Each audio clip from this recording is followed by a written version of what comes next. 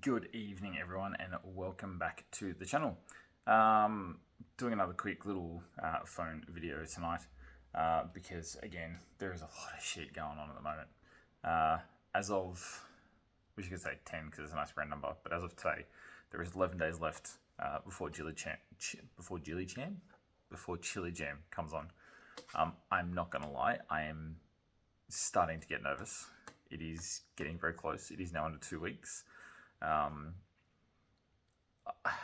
nervous, but I'm fucking excited. The Skyline is getting very close. Had a few things come up over the last couple of days. I did mention in a previous video that I had, even though I had a couple of days off, I did have ridiculous amount of stuff on for those 2 days. So ended up getting, just kind of summarize what we've done in the last couple of days. Figured out what was going on. Thought I fixed the brake controller in the Colorado. Actually didn't. Have installed the brake controller out of Marissa's car into the Colorado. So I've taken the money out of the Captiva, put it in the Colorado. All looking good until you start moving the car. There was a short somewhere in either the like the brake signal to the trailer plug at the back, or an actual brake switch trigger that goes to the brake controller in the first place. There was a short there somewhere, I'm not sure where, but I have since rerun brand new cables up to the back of the car, teed all that in properly, done some proper joints, so it's all sweet now. Towed the trailer back from Danny Wollongong over the weekend. No issues at all. Car ran beautifully. First time towing with the Colorado, which was interesting. Actually towed really well. I didn't think it wouldn't, to be honest. Really wouldn't have even known the trailer was there. Unloaded trailer, just had a couple of tyres on it. But outside of that, you wouldn't have even known the thing was there. So towed beautifully.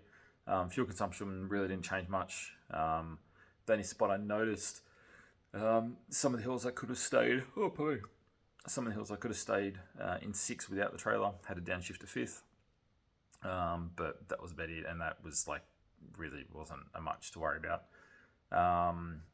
So that's all fixed. Colorado's all good to go. Dual batteries in. We've tested the fridge out as well. We've hooked the fridge up. We had wet pan warriors on Saturday. Went and cheered on a bunch of mates. Good to see Dan Pearce, a mate with another 31. First comp. Ended up qualifying. Well, in his words, yeah, I think I did okay in qualifying. Ended up qualifying second out of the entire top in the top 32, which is freaking amazing, and ended up finishing 4th overall. So that was insanely good to watch. He drove like an absolute machine all day up against some of the best drivers in Sydney, and absolutely blitzed it. Did really, really well. And yeah, definitely got a lot of comments and positive feedback from a lot of the other drivers saying how well he'd done for his first comp. Yeah, really, really happy to see him doing really well there, which is amazing.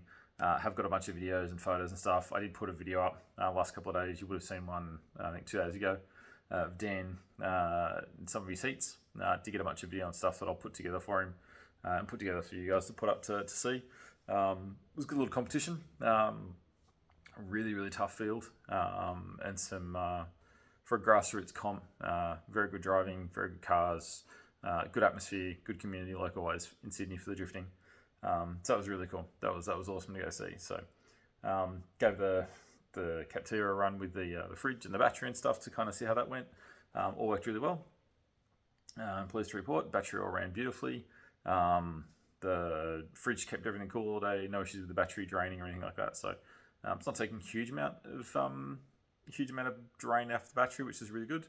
But yeah, that's really, really positive. So that's all fixed. Thank God. Haven't had a chance to. Well, I have had a chance to work on my hydro. I did get to the point that I started to bleed it and discovered that newbie things being newbie things, the flares that I did for the fittings weren't exactly right. And we had a nice little brake fluid leak inside the car and one under the car. Have since fixed the one in the car. Around the hydro, the 2 attachments there all seem to be good now. Under the back of the car, it's not pressurized at the moment, so it's not leaking. There was a little bit of a leak when I first started doing it. But I now need to get under the car and redo the 2 flanges under the car. 2, 3. I can't remember, 2 or 3 under the car that I'm going to have to do to get that all fixed. So that kind of sucks. But yeah, we'll jump under, we'll see what's leaking, and we'll fix that up so we know that's all nice and safe. Get that done tomorrow. I'm off tomorrow. Work from home today, off tomorrow, work from home the next day. Yeah, I've got all tomorrow off, so I will be jumping under the car tomorrow morning, getting that finished, and getting that all sorted out. But other than that, yeah, hydro's in, and then I'll start bleeding it. I did start bleeding, so it has got fluid through most of the system. Now I just need to pressurize it and get it all topped up properly and going. Probably need to buy some more brake fluid tomorrow. I should have gotten that super cheap today. Knew I forgot something. I have a very bad memory. Bunnings and super cheap. I'll go there and go, okay, cool, I need these 6 things. I'll go there and I only remember 2 of them. And then by the time I get home, literally as I'm driving out the driveway, halfway home, I'm like, fuck, I remember what I needed now. You think I'd learn and write a note or something, but no, alas. Typical man things. I just I'll remember it. It's fine. So yeah, I'll get that all done tomorrow. Get the hydro fixed and bleed and whatever, and then she'll be all sweet to go. Outside of that, trying to find some tires for the back of this. I have got the 17s on the front. They've got probably 95% tread on them. They were second-hand ones off Facebook Marketplace, but they will most definitely do the job for me. I don't know what they are, to be honest. I don't know, something. But they'll work on the front. I do need to find a set. I did find someone that has got a set of like a tyre shop around here that's got some 17s on the back. One of the guys from Chilli's is sorting out tyres for us.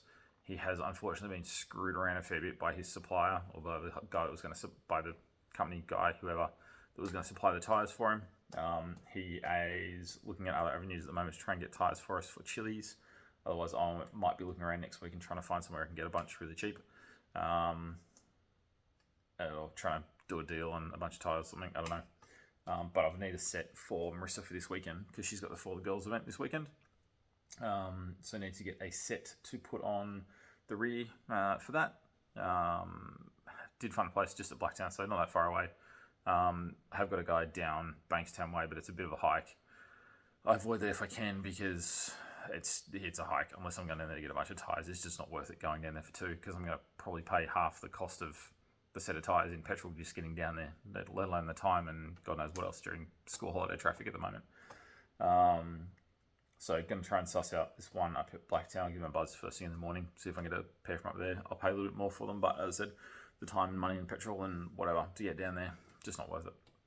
So I'll get those on. I'm only getting the 17s, so I'll get I think I'll have to get my other 17 rims down, which is just the Falcon rims. The ones I ran at Pheasantwood were 205/45. These are 215/45. So slightly wider, slightly higher tyre profile. But they will, I don't see it being an issue at all. I've got bigger tyres on the front now than I had at Pheasantwood. I think I've got 205/50s on the front now. So a bigger tyre on the front than what I had at Pheasantwood anyway. So it'll be fine. One thing I do need to do for the Skyline is actually jack it up a little bit. I've had a few people warn of Rayleigh and how potholy and undulating it is. They have warned to lift it up a little bit so you don't risk bumping guards and all sorts of funky stuff. So I might just jack the car up sort of 10 mil. So I'll see how we go. I can always lower it down once I'm up there. I'd rather kind of run it and then kind of move it down rather than run it and find it the hard way. But if I bring it up a little bit, it should be sweet. But yeah, so the car's ready to go. I'm ready to go. Well, I'm as ready as I'm ever going to be. I'm going to try and get some more sim practice just to kind of learn the track a little bit more between now and Rayleigh. Learning the handbrake is going to be interesting. I have the basic understanding of how to do it. Obviously, I've tried on the sim. I can't play around with it there, but learning to use it as a tool effectively to either initiate properly. I find on the sim, I tend to reef it. I mean, the one on the sim seems very, very, very sensitive. Like it doesn't take much, whereas this obviously need a lot more force in a real life one. I think I can fuck around with one. It's only a cheap eBay jobby that's on my sim, so I don't think that's really indicative of what of what will be needed, or how this will perform.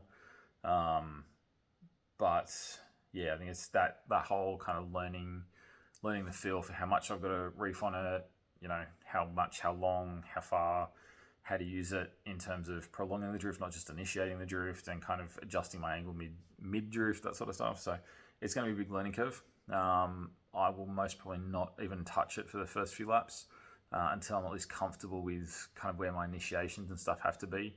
I'd say probably the first dozen laps, I'm not even going to touch it until I kind of get used to where the initiations are. I had a clutch kick around it, so I know I can get around the course safe to start with. And then I'll slowly start probably bringing in, initiate with it, kind of play around with it a little bit and just kind of see what happens. Maybe even get a couple of the better drivers in with me and give me some pointers as we go, some of the spicy boys or something like that. Get them to jump in the car with me and get them to give me some pointers of what I'm doing right and wrong, and sort of how to utilize it better. Again, it's just another learning curve in my drifting journey and my drifting progress. I'm excited to try it though. I think it will give me it'll be another tool in the arsenal for driving that is just going to let me do a lot more in the car and have that bit more control over the car at different points, and be able to get it into positions and into spots that I really want to get it into. So yeah, I'm excited. I think it'll be interesting to learn. Definitely be different, and definitely will be a learning curve. So, and then yeah, once it's obviously down the track, I will get rid of the inline. I will go to a better, because this is just a fairly cheap setup. I will go to a much better handbrake and go to dual calipers on the back. So I'll have a standalone handbrake with its own reservoir rather than the inline that I'm doing now, and then go to dual calipers on the back. So I'll piece in the existing brakes, so they join back up again and they just act like normal, and I'll have my standalone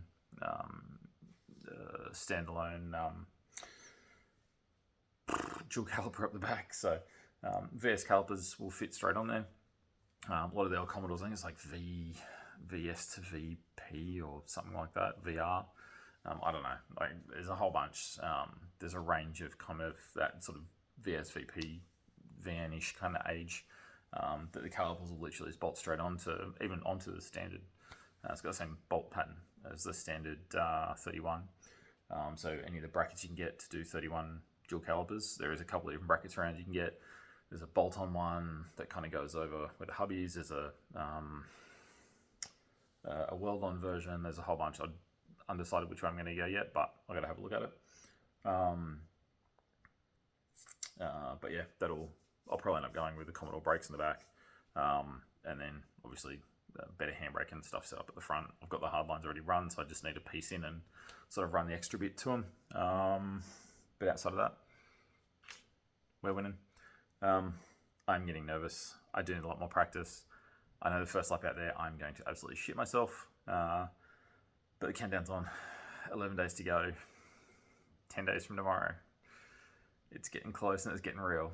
So I know the chat's it's funny that the chat for Chilli Jam now has kind of changed from kind of all the shit talking beforehand. Everyone's starting to think of prepping and where we're getting fuel and stuff like that. So you can see everyone's starting to really think of, okay, pointy business time. Now we're going to kind of start thinking of what's going to happen, getting up there and what do we need, and getting the logistics all sorted for it. So super excited.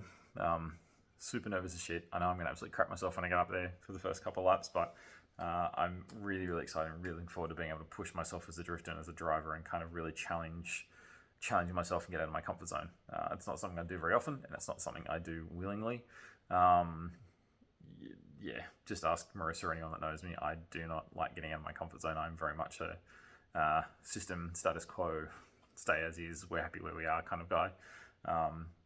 For some reason, drifting just makes me push myself that little bit further, and kind of push myself past that comfort zone and actually kind of challenge myself to get better. So I'm really excited for it. Really pumped to get up there and give it a crack. So anyway, I'm going to sign this off here. Go and post this up and get into some editing photos from yesterday from the Wet Pan Warriors, or from the day before from Wet Pan Warriors. So yeah, as always guys, really love and appreciate the support and all the comments and feedback and everything I'm getting on videos. As always, like, comment, share, subscribe, all the fun stuff down the bottom. There is way too many of you not subscribed to these videos, so please subscribe. we need to get this up to over 1,000 by the end of the year.